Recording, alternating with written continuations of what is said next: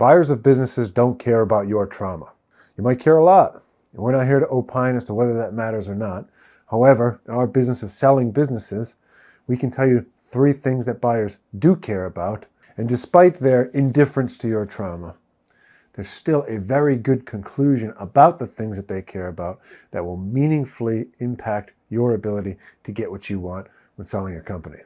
I'm Arthur Petropoulos, managing partner here at Hillview Partners.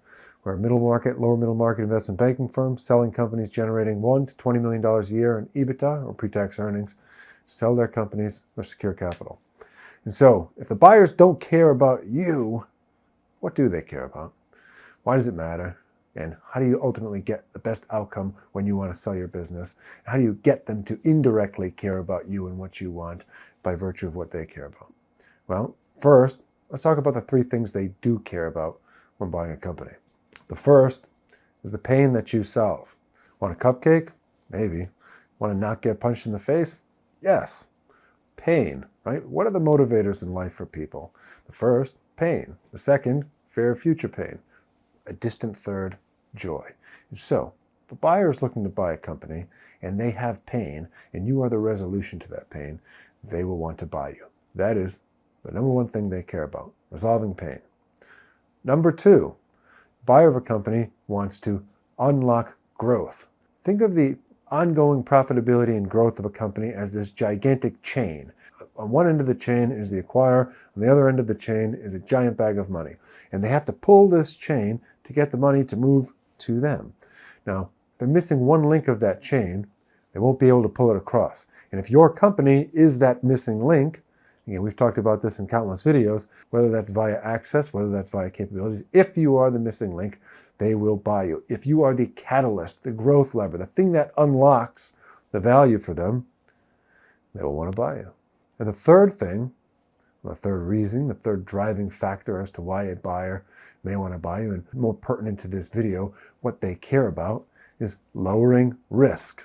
We think of this in the buy versus build comparison. And what we mean by that is, unlike the field of dreams, and not to ruin anyone's perceptions, there's not many things that if you build it, they will come. Most things have to take many iterations of finding product market fit to become successful, to get traction. And therefore, if you can buy something that already has traction, or if an acquirer can already buy something that has done all of the iterations, that has done all the scientific experiments, where there is product market fit, they'd much rather buy it than build it themselves and have to pick a different cornfield to build a baseball field in. So let's summarize these 3 things very quickly. What do buyers care about? Number 1, pain. Number 2, growth. Number 3, risk. Solve one of these things for them, and they will care about you.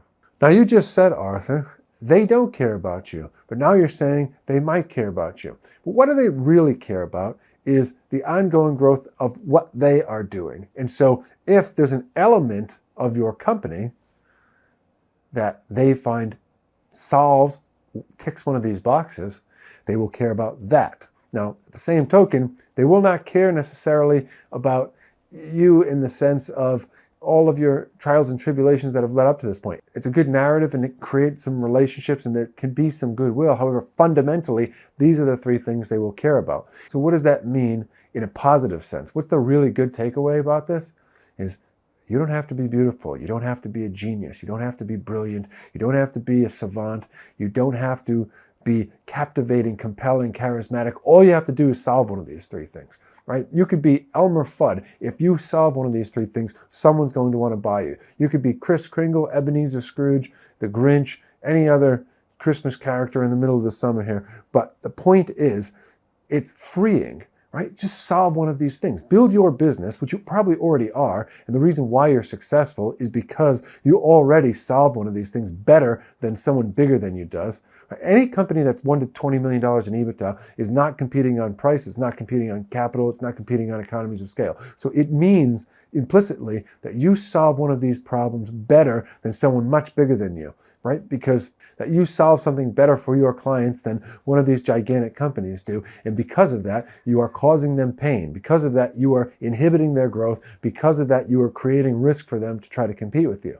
And so while they don't care about your trauma, they do care about what you've created. And therefore, let's take this to its natural conclusion, is, well, Arthur, your company sells businesses. Aren't the selling companies your clients? Aren't you supposed to get them what they want? Who cares what the buyers want? Well, in the world of business, we can maximize the probability that we get what our clients want because we know what the buyers want, right? I don't know if it was Sun Tzu or Ernest Hemingway, but appeal to the self-interest of anybody, appeal to the self-interest of an institution, of an organization. And this may not be the prettiest concept in the world or something that every business school is going to teach you when they'd rather say, sing Kumbaya and talk about, culture all day. And that stuff does matter. But at the end of the day, people care about their objective. People care about self-preservation. Business is Darwinian at its core.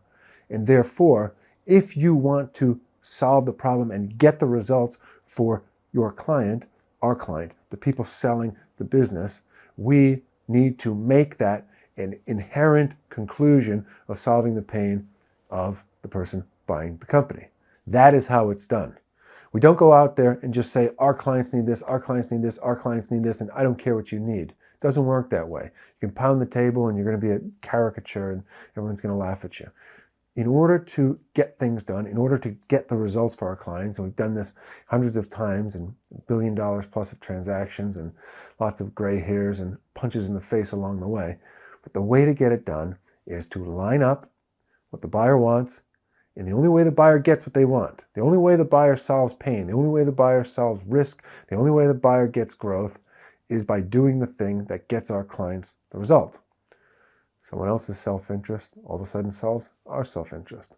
And so while you, the seller, can cherish the trials and tribulations, the hard things you've gone through, the battles you've fought along the way to get to the conclusion, ultimately, buyers don't care, but they'll still get you the result. They will still get you that capstone to the conclusion of your story.